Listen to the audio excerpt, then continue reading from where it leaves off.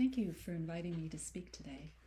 I'd like to tell you a story about how a large, complex institution stumbled into digitization over 5 decades ago, and how, over the intervening decades, these nascent efforts have been expanded.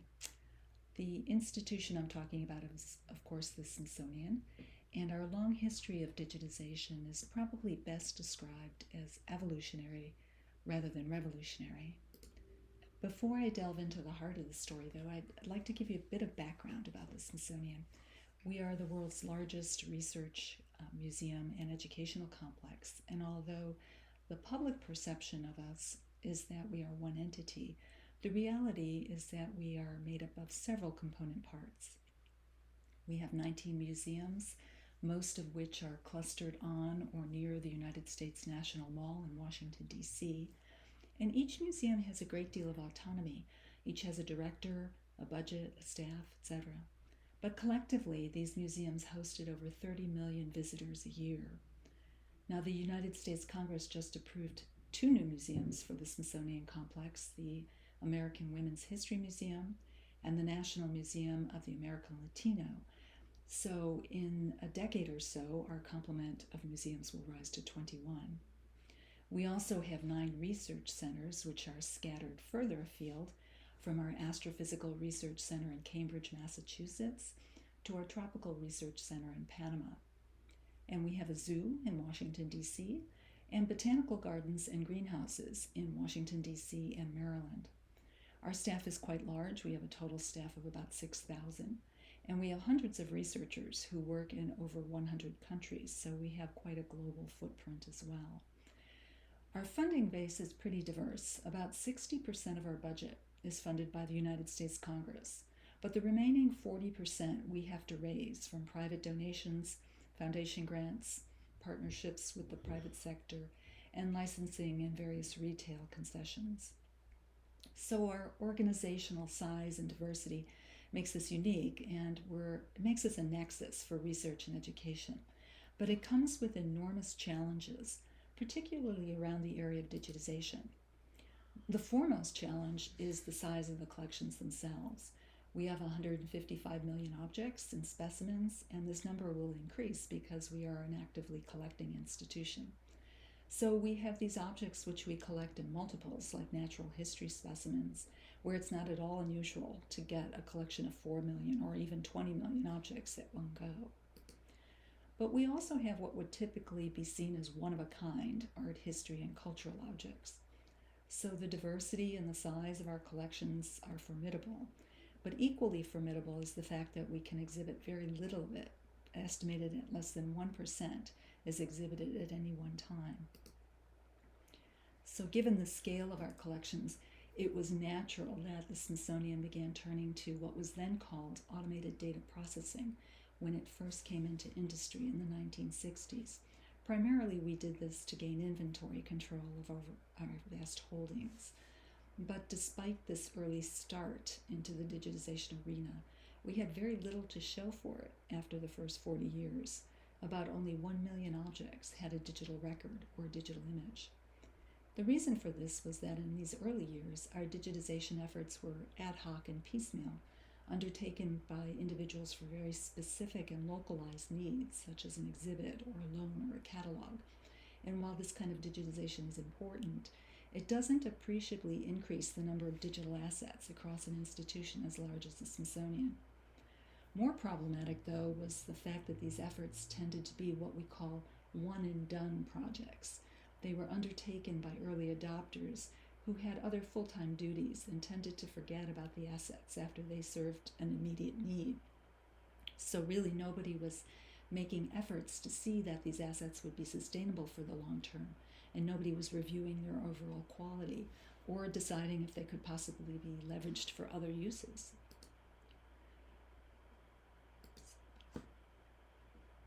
So around 2009, the Smithsonian acknowledged that new approaches were needed, and it created its first digitization strategic plan, which called for new approaches to digitization, and which established a formal central digitization office that could work across all the museums of the Smithsonian. This office was charged with taking a holistic approach to digitization at the Smithsonian, looking for ways to increase the number of assets, improve the quality of those assets, and enhance and leverage their impact. So today this office is now called the Digitization Program Office, and from here on in I'm going to refer to it as DPO for efficiency's sake. DPO brings new methods of digitization to the Smithsonian. We create what we call the digital building blocks that enable anything we want to do in the digital sphere. Our mission is to enable discovery through digitization, and we do this through a number of ways. We measure digitization across the institution. We conduct digitization activities that increase throughput by orders of magnitude, and we identify ways to leverage the assets across multiple platforms to enhance their discoverability and impact. And we achieve all this through partnering with Smithsonian museums, but also with a number of external stakeholders like technology partners and educators and researchers. We conduct our work through 3 discrete but complementary programs, and I'll go through each of them briefly. The first one is our Policy and Analysis program, which collects digitization metrics on an annual basis, and we report this information to the United States Congress and to Smithsonian leadership. These metrics include information such as the total number of collections digitized in each museum and the quality of those assets. Also, what portions of the amount digitized were digitized over the last year, and what each museum wants to digitize over the next year or the next 3 years. Now, these metrics are important for us because they help us prioritize our digitization efforts, because when you have 155 million objects and limited funding for digitization, prioritization is critical. So we use these priorities that come out of these assessments to drive our second programmatic area, which is mass digitization. If you're not familiar with mass digitization, I'm hoping this picture conveys the concept. With conventional collections digitization, museums look at their collections and identify a subset that they want to digitize based on a functional requirement. You know, they have a research project and they want to digitize the objects for that, or an exhibition, or a loan, etc. But if you consider your collections by the homogeneity of the physical characteristics rather than a functional use or need, you can digitize much more at one go than you can by conventional methods, because large homogeneous subsets are conducive to industrialized workflows that can yield huge economies of scale, both by increasing the amounts digitized, by improving the quality control for everything you digitize, and by lowering the cost, the digitization cost per item. Of course, not everything is conducive to digitization. It tends to work better with large, relatively homogeneous collections, but in a collection of our scale, a lot of the materials are amenable to this approach. And to give you some idea of the success we've had with this approach, in the last 5 years, we've gone from 1 million objects to 4.9 million objects digitized using these mass digitization methodologies. Now, what you see here on this slide are some of the industrialized setups we've used in our projects, and they range from rows of workstations set up in a pipeline fashion to conveyor belts that we use for flat or near flat items. Our third program is 3D digitization. We started experimenting with 3D in 2012 to better understand the technology and its possible use cases. Since then, we've had to 3D digitize hundreds of objects, items as small as coins to as large as a space shuttle. And we've identified a number of use cases that range from conservation to education to research and even innovation. Along with the models we created, we also developed a 3D viewer that enables our curators and our educators to give context and to tell stories around the models, and also lets the users explore the models at their own pace. So I'd like to show you a brief video of an object in this viewer to demonstrate some of its potential. This is a 3-piece gymnasium suit worn by a woman named Ellen Jane Knight in the mid-19th century, and it's currently on display at the Smithsonian's National Museum of American History in a recently opened exhibit on girlhood. The DPO 3D team digitized this suit and other clothing in that exhibit, and together with educators and curators at that museum, we used our 3D viewer to provide context for audiences so they can explore this outfit in greater detail than they could in the exhibit. So I will start up this video and I will just talk you through it a little bit. If First of all, you access our viewer from the web at 3d.si.edu. Here you see the suit in the viewer. You can expand it from the website to fill up your full screen, which should happen momentarily.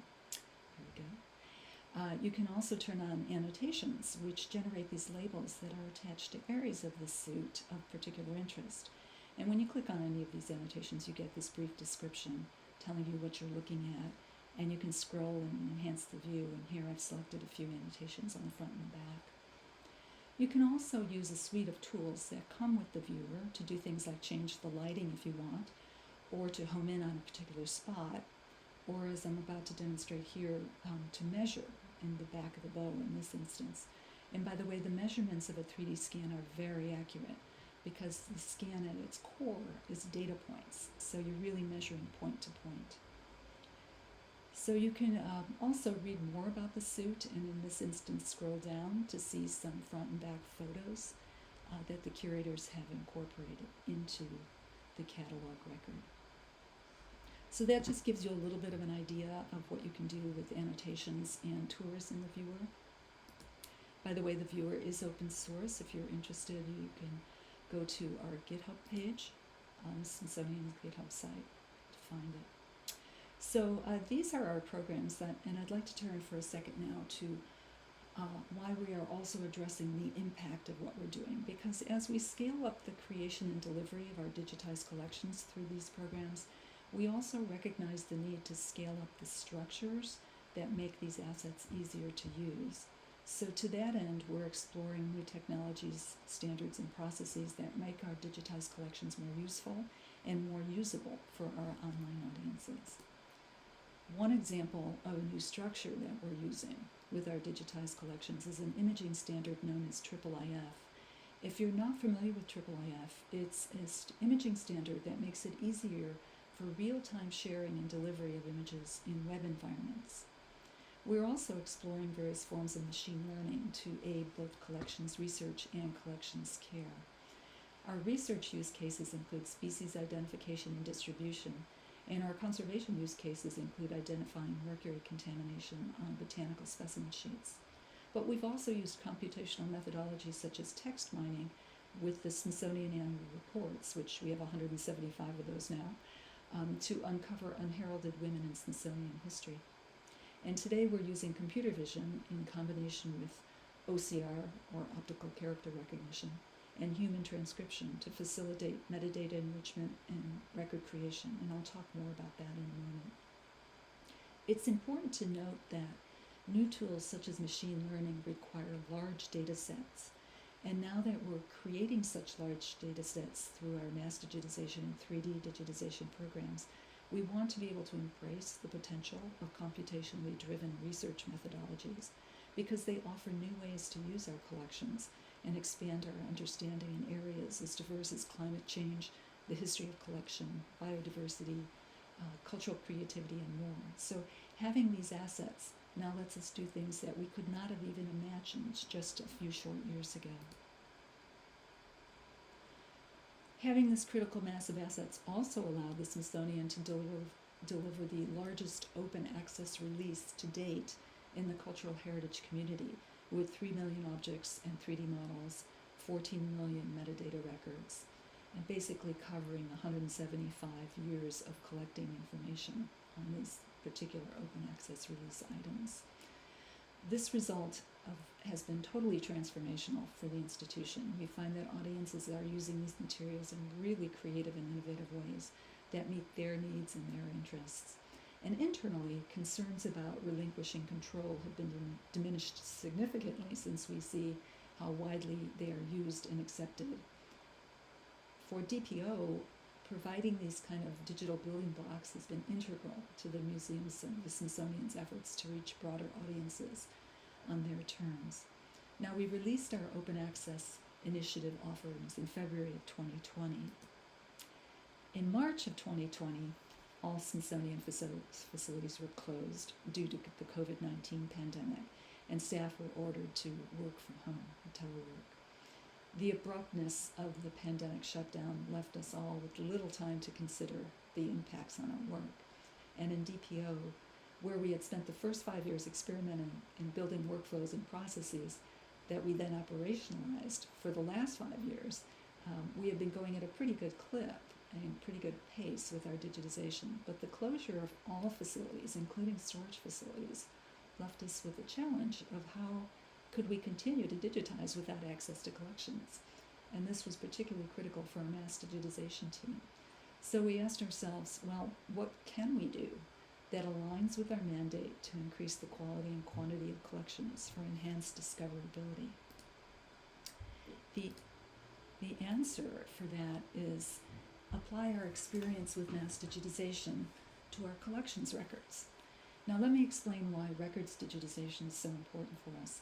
We learned early on in our work that we can create digital images much faster than we can create the digital records and metadata associated with those images.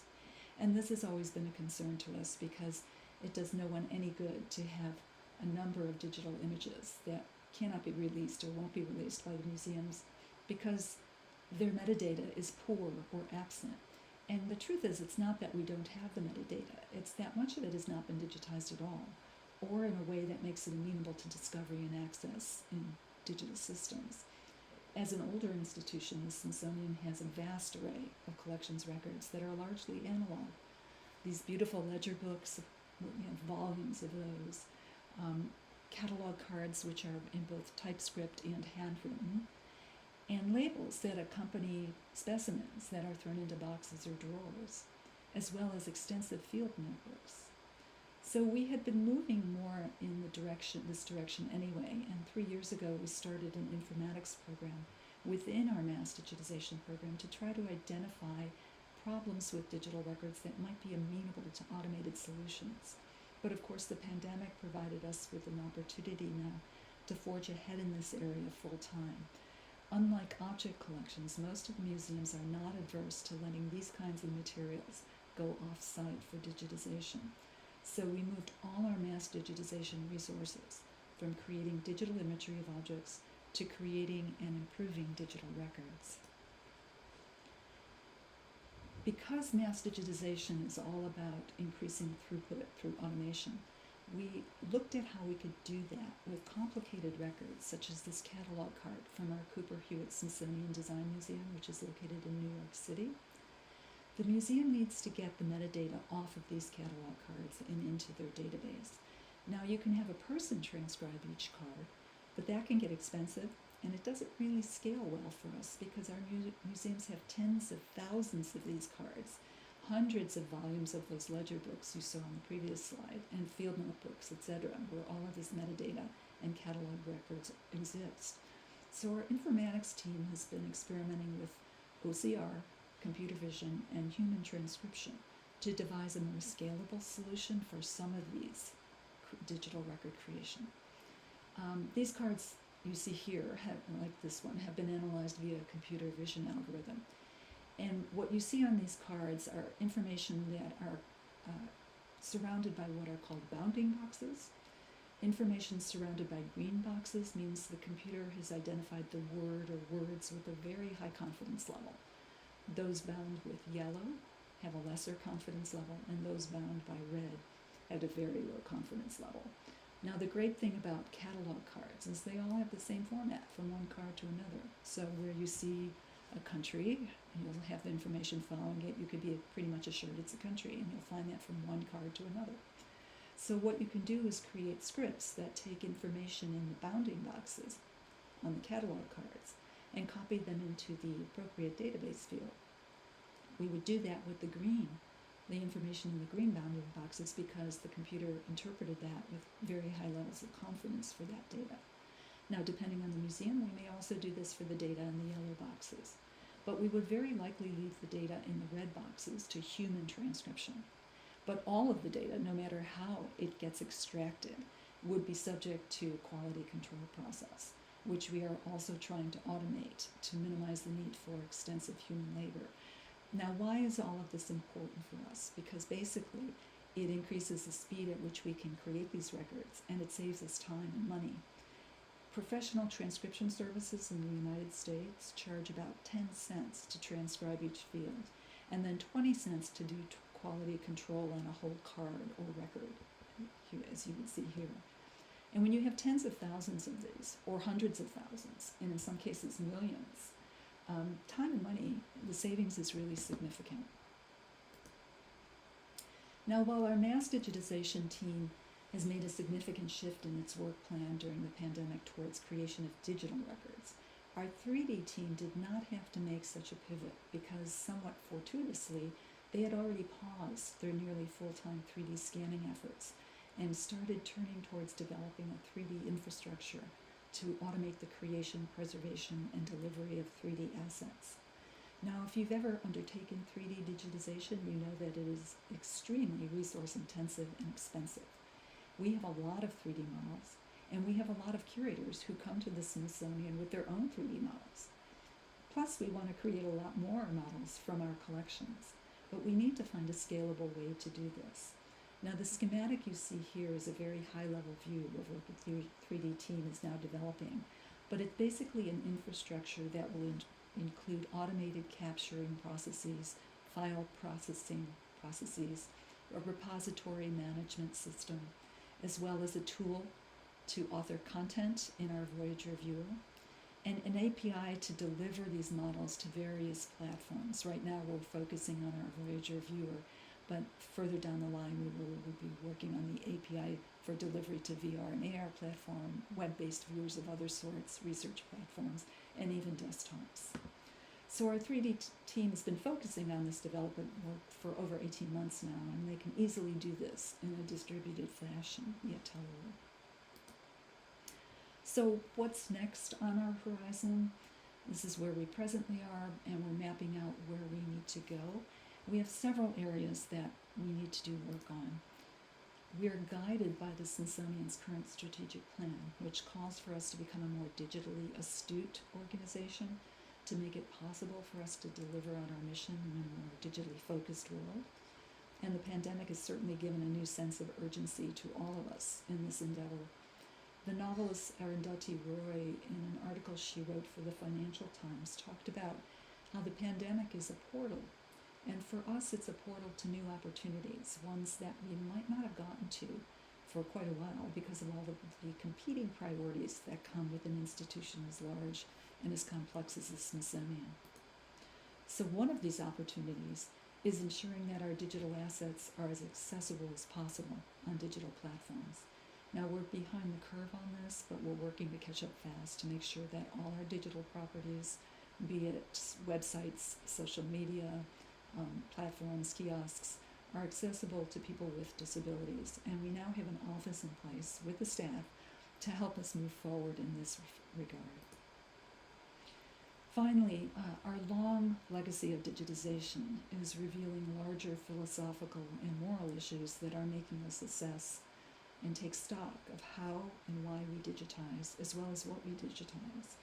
We're starting conversations around the institution to make sure that our digitization priorities are not reinforcing stereotypes, that we are digitizing collections that can empower marginalized communities.